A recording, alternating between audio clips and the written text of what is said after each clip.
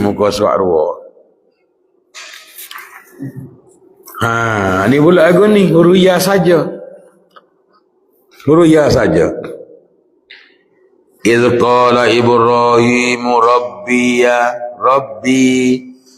Rabbi innallaha Rabbi wa idz qala Isa wa qala al-Masih ya bani Israil a'budullaha Rabbi.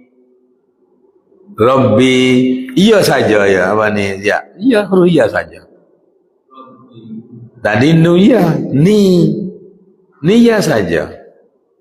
Rabbi.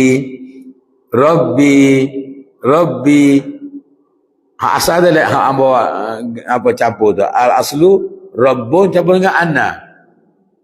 Jadi tu kan dia. Rabbi, Tuhanku. Kalau mu aku? Ummi, ayahku? Abi. Ya lah kau tu. Anak aku? Ibni.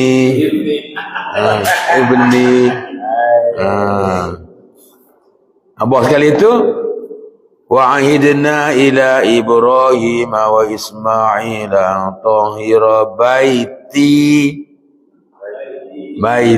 rumahku. Cuma dia sambung dengan baiti alit taifin.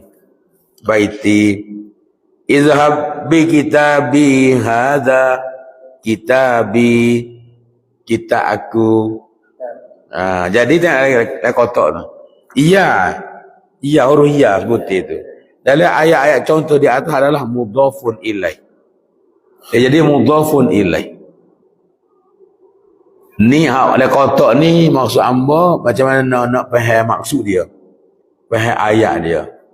Kalau kata ayat contoh atas izhab bi kitabi hadza fa'alqih ilaihim. Gila bawa kitab aku ni. Kitab aku, kitab siapa? Kitab aku. Kitab mudhaf ya mudhafun ilaih. Rabbun mudhaf ya mudhafun ilaih. Rabbi asar rabbun coba dengan ana rabbun mudhaf ya mudhafun ilaih.